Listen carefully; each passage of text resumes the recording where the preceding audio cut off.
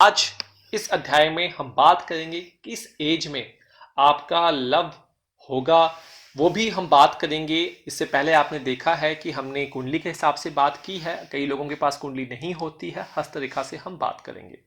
तो वो as calculation आज हम करने वाले हैं। तो एज कैलकुलेशन के लिए आपने भाग्य रेखा पे फोकस करना है, जिसे हम स्ट्रेट लाइन करते हैं। मैं आज ये बताऊंगा और आप इस चीज को यहाँ पे समझेंगे।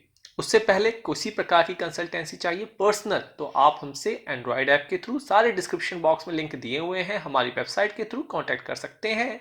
साथ ही साथ इंस्टाग्राम पे एक क्वेश्चन 15 दिन में, अर्थात मंथ में 2 क्वेश्चन हो गए, रिप्लाई करेंगे।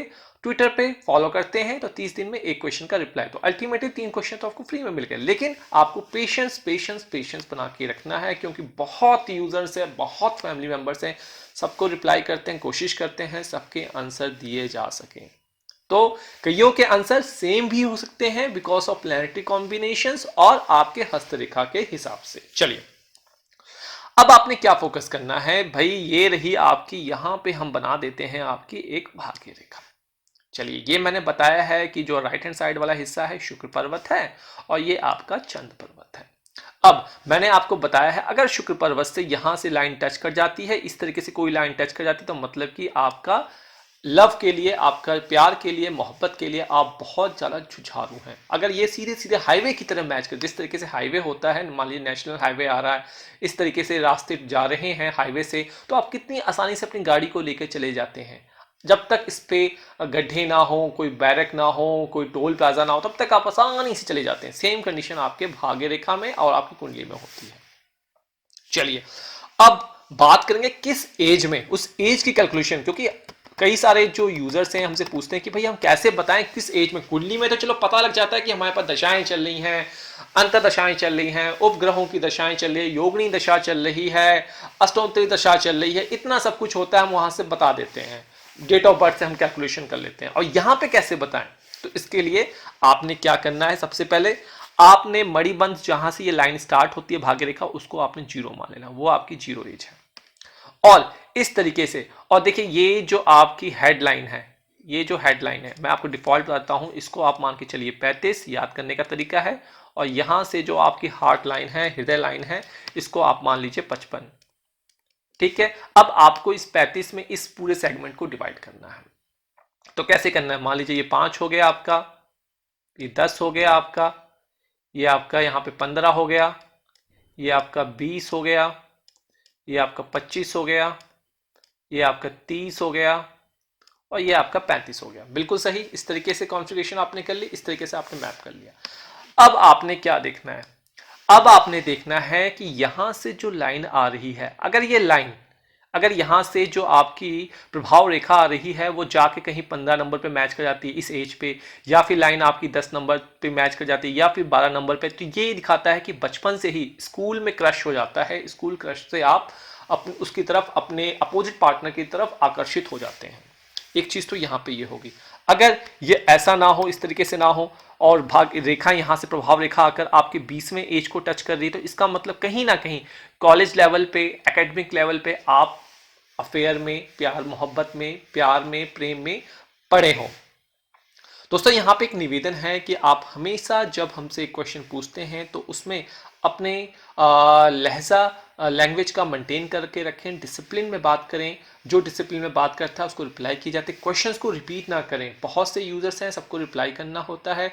और पेशेंस, मैं यही कहूँगा कि बिग पेशेंस, पेशेंस नहीं रखेंगे तो आपका ज्योतिष घर के प्लेटफॉर्म पे आने का कोई फायदा नहीं है, क्योंकि सबको रिप्लाई करना होता है। हर कोई चाहता है कि मेरे क्वेश्चंस का जवाब दिया जाए, और कोशिश की जाती है जब मैं एक क्वेश्चन पूछ लेता हूं, आंसर दे देता हूं, तो उसके लिए आप थोड़ी देर तक अपने ठहराव रखें, 15 दिन 20 दिन के लिए, क्योंकि आप, मुझे पता है आपको जवाब देने के बाद दूसरा क्वेश्चन आ जाता है, तीसरा क्वेश्चन आ जाता है, लेकिन सबको रिप्लाई करने में टाइम लगता है। इसलिए पर्सनल कंसल्टेंसी में भी जब आप क्वेश्चन पूछते हैं तो 20 स्पेसिफिक रहें, सभी डायरेक्शंस को ना घुमाएं। जिस तरीके से आप स्पेशलाइजेशन डॉक्टर के पास जाते हैं, एक पर्टिकुलर चीज को दिखाते हैं, वो उस चीज को बारीकी से साथ उसकी आइडेंटिफिकेशन करते हैं, उसको ट्रीट करते हैं, उसी तरीके से एस्ट्रोलॉजी भी है।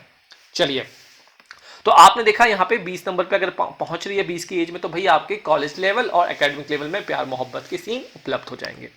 अगर ऐसा ना होकर अगर ऐसा ना होकर आपके हाथ में ऐसी लाइन नहीं है, वो लाइन जाके आपके 25 को टीच कर रही है, 26 को टीच कर रही है, तो मतलब यह है कि आप जब जॉब में होंगे उस टाइम, या फिर बचपन का मान लो यहाँ पे हल्की हल्की रेखा हो, आप इंटरेस्टेड ना हो, लेकिन बाद में आपको पता लगे कि भाई जिसमें मैं जॉब में आया हूं और मुझे लव क्रश था, तो उसके साथ मुझे जिंदगी व्यतीत करनी है, अगर इस तरीके की बन रही है तो तब भी आपके लव क्रश के योग बन जाते हैं। या फिर कई बार देखा गया है आपके 30 साल की एज में, 30 साल की एज में कब, अब आप बोलेंगे जो प्यार का टाइम होता है वो तो जवानी होती है। देखिए 30 की एज भी जवानी है। आप 30 की एज में क्या होता है कि आप मान लीजिए कोई, आजकल तो बहुत सारे सोशल मीडिया है, प्लेटफॉर्म है, मैट्रिमोनियल वेबसाइट्स हैं, चैटिंग एप्लीकेशंस हैं, आप वहां पे चैट करते हैं, चैट करके डेट पे जाते हैं, डेट करने के बाद फिर से डेट पे जाते हैं और फाइनली डिसाइड करते हैं कि हमें मैरिज करना। तो ये भी एक तरीके से लव मैरिज ही हुआ, क्योंकि यहाँ पे आप मिले हैं, टाइम स्पेंड किया है, डेट किया है, तो ये भी आपका लव मैरिज का यहाँ पे सिस्टम बना। तो इस तरीके का जब योग आपकी कुंडली में बनते हैं, उस एज में जाकर आपका रिफ्लेक्शंस होता है, अट्रैक्शन होता है अपोजिट पार्टनर की तरफ।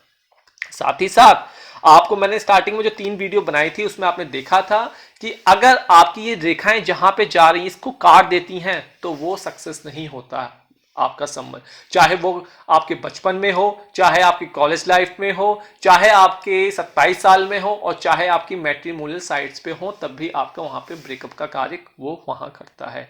या फिर आपका इस तरीके से योग ना बनता हो और किसी भी एज में इसे स्मूथ लाइन बॉन्डिंग हो रही है, भाग्य रेखा स्मूथ लाइन जा रही है बनकर, और यहां से आकर एक लाइन इसको काट दे रही है इस तरीके से, तो भाई तब भी आपका वहां पे प्रेम विवाह में आपकी सफलता नहीं मिलती है, विफलता के कारण वहां पे बन जाते हैं। आशा करते हैं आपको ये चीज समझ में आई होगी। बहुत ही सिंपल तरीके से मैंने आपको बताया है। चीजों को रिवाइज करने के लिए जिस तरीके से आप एग्जाम देते हैं उसी तरीके से आप रिवीजन करें, तभी आप एक अच्छे एस्ट्रोलॉजर बन सकते हैं, एक अच्छे हस्तरेखा विश्लेषण बन सकते हैं। आज के लिए बस इतना ही। धन्यवाद। जय माता दी।